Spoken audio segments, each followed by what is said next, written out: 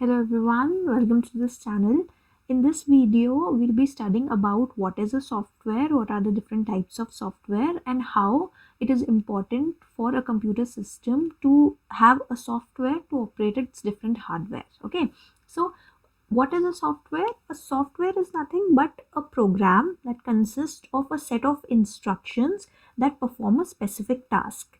Now, a computer system consists of many hardware components, and each of this hardware component can only function if they are provided with a set of instruction, if they are provided with certain commands, and those commands are given by the software component of the system, of the computer system.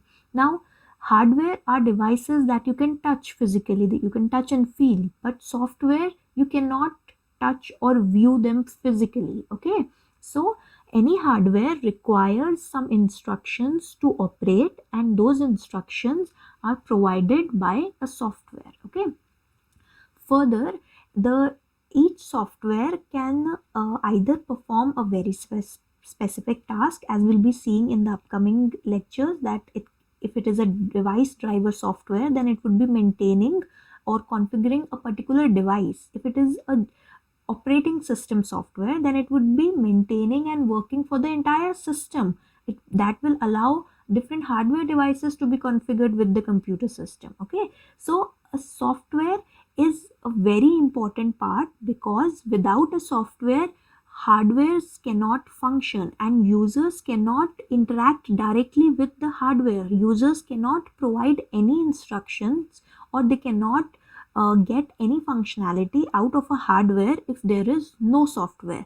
So this is a very important point that has been written in your book, that software acts as an interface or a intermediary between human users and the hardware. Okay, it is a layer that connects the human users, conveys their instructions to the hardware, so that different components of the computer system can work as per their functionality. They can interact with each other. Everything that is a program, that is some kind of code, or that is a part of some instructions and data, forms a software. Okay, now I told you why this is called a software, because soft here refers to it's the inability of humans to touch or feel it. Okay, so there are basically three types or three categories of software, which we'll be discussing in detail in the further lectures. The first is the system software, whose purpose is to provide functionalities, the basic functionalities to a computer system. In this category, you'll get the operating system, the device drivers, and certain system utilities. Okay, then you have programming tool software, programming tools that help you in programming. It can be either text editors, the language translators, or IDEs, the integrated development environment, that allow you to write a program, debuggers that allow you to find errors in your program. So you can create you can perform certain functionalities when you write programs using these programming tools. Then the third kind is application software. This also we'll be studying in detail in further lecture.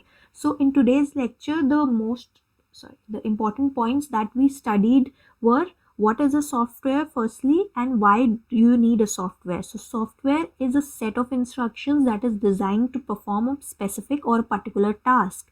It is an interface between the user and hardware. It is needed because hardware or different components of a computer will not communicate, interact, or function without the presence of a software.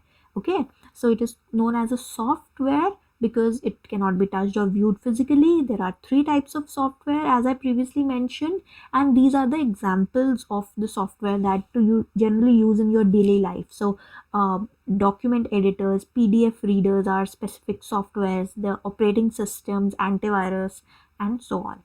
Now there is also the concept of soft copy and hard copy that has been mentioned in this section in your book.